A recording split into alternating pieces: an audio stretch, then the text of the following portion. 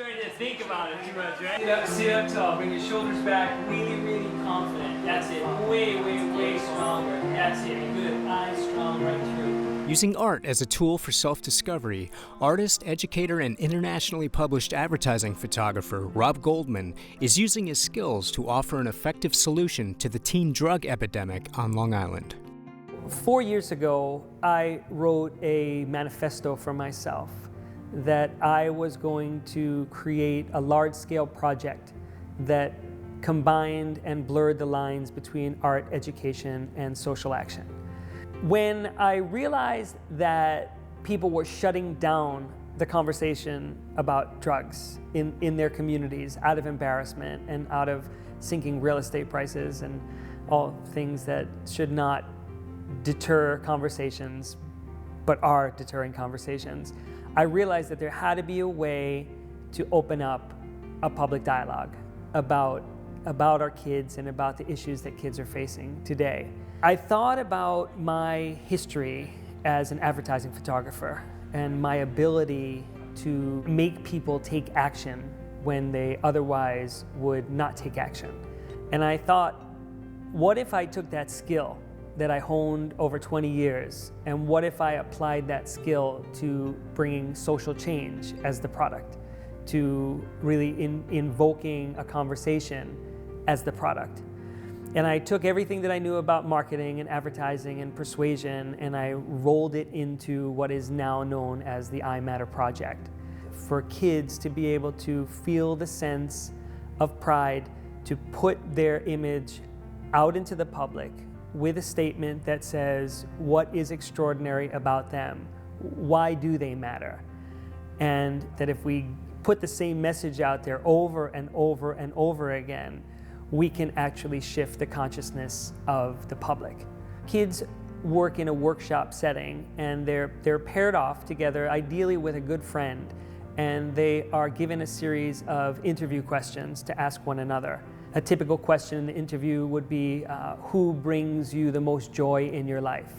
And then they're asked to explain why. So through this initial interviewing process, the kids are really starting to reveal themselves to one another in a more significant way than they typically would as adolescents. Then they're led into a small studio setup, a photo studio that we set up, and they are then instructed just basically how to use the camera, and then they are asked to photograph one another.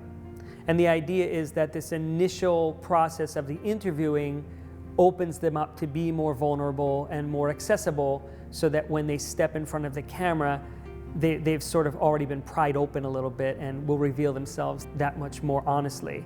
The kids are then asked to go off privately and to write just a short paragraph that answers the question, why do I matter? Then what I do is I go into that paragraph and I extract just a very short phrase that is always incredibly poetic. 100% of the time I am finding that buried within these paragraphs is some magical little piece of poetry. And I extract that phrase and then marry that phrase graphically to a photograph that is then installed as part of a collection of all of the photographs of all of the kids who have participated. And we basically are looking to transform the physical space that the exhibition is housed in. So at the Northport Library, we have 30 photographs that are double-sided that can be seen from outside the library and inside the library, and they range in size from 3 feet by 3 feet up to almost 4 feet square. It's an interesting process to watch people walk into a space that they're familiar with and come upon something that's radically new, where there's actually messaging that's present. It's a very loud whisper. It's with one image, it's a quiet whisper. With 30 images of 30 kids staring at you and saying something that is both poetic and poignant, I think that it's going to change the way that people see kids. For Push Pause in Huntington, this is Eric Alfredo.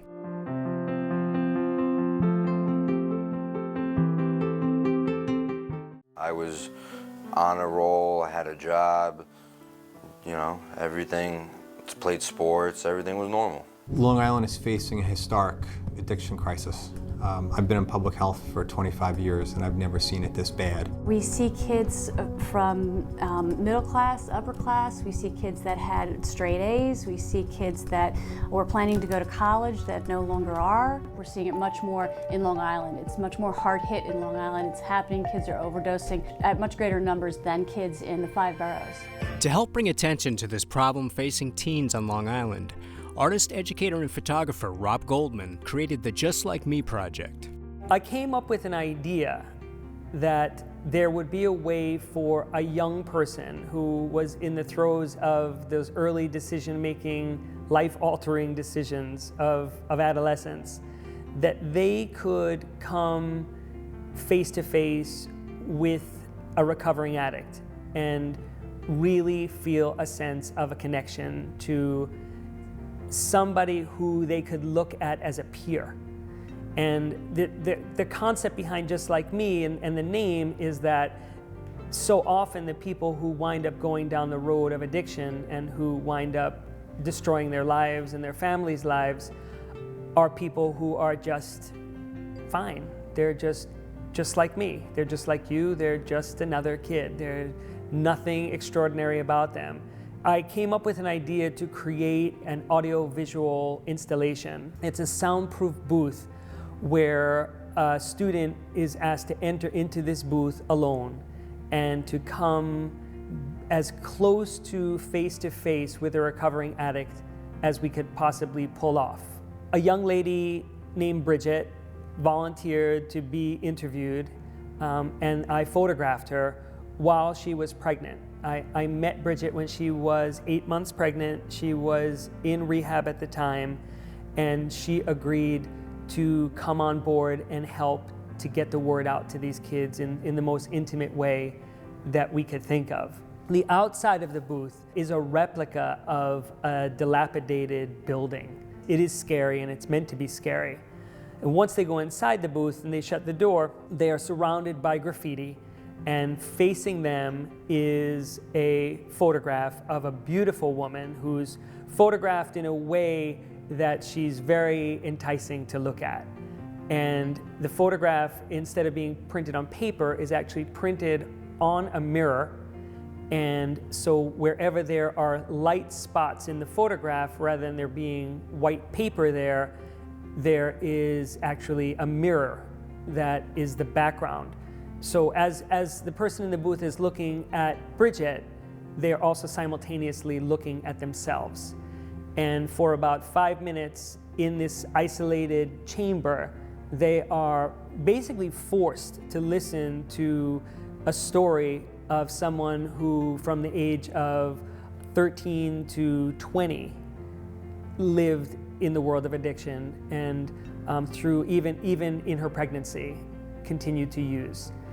And what happens after each child goes through the booth is then they're then brought to sit with a social worker for a period of time, just to make sure that everything is diffused, and if there is an issue, that issue is dealt with immediately.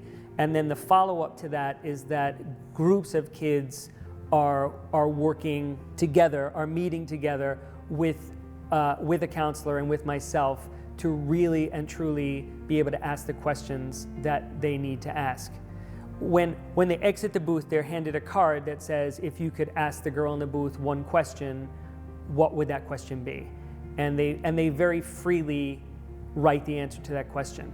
And it's based in the idea that if a young person can find a sense of self-worth, and they can do so within a community that supports their growth, then we stand a chance to firstly open up the conversation more publicly about the issues that are plaguing teens these days, and inevitably move toward a solution that actually can work to move kids away from decisions that would lead them down the path toward things like substance abuse.